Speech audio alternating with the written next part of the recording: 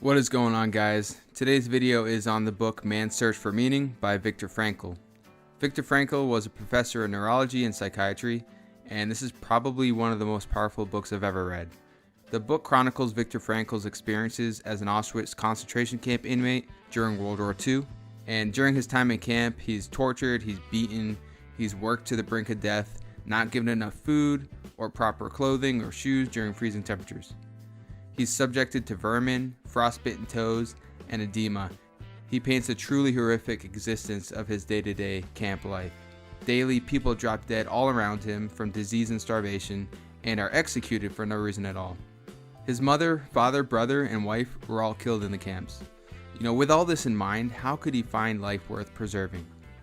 So let's jump into the first main takeaway from the book, and that is, you have to find meaning in suffering and in your life.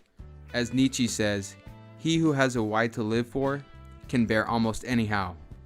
Even though Frankl was living in extremely difficult circumstances and had been stripped of almost all his humanity, he noticed something. His ability to find meaning in even the direst of circumstances helped him to survive. He noticed two types of prisoners, those that had lost faith, meaning, and hope in the future, and those that didn't. The ones that looked at life as a challenge to be overcome, the ones who had a why to live, were more likely to survive.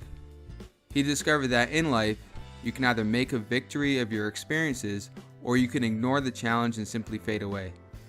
So you have to ask yourself, do you have a strong why in your life? A why strong enough to get you through any challenge? What are you living for? What is your purpose? And I challenge you to sit back and reflect on that and think about that deeply.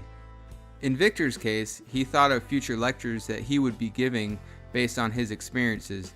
In doing so, his current life experiences became more objective. He looked at them as learning events, and he believed, and I quote, "In some way, suffering ceases to be suffering at the moment it finds meaning." So to him, suffering became a task that he didn't turn his back on. He embraced it and realized the hidden opportunities for achievement. He had a strong why. So, do you look for the why behind a tough situation, or do you just complain about it? So many of us suffer from existential frustration. In our existence, we're bored, and without meaning, we become frustrated with life. This can cause an array of issues like depression, anxiety, and so on. So Viktor Frankl's take on it was, you have to find meaning in your life. You have to find a purpose, something bigger than yourself. And, searching for your meaning can bring inner tension, and that's just natural and necessary. Struggling to achieve a goal is normal and natural.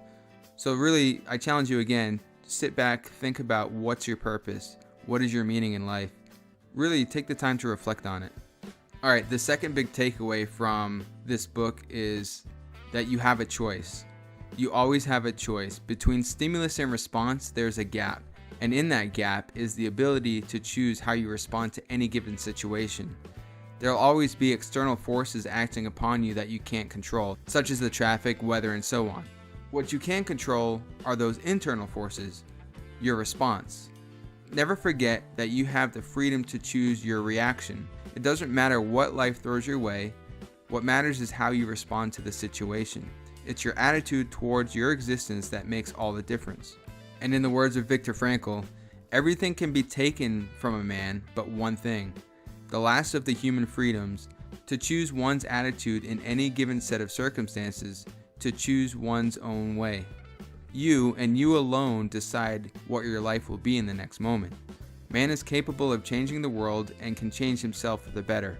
You have the freedom to change at any instant.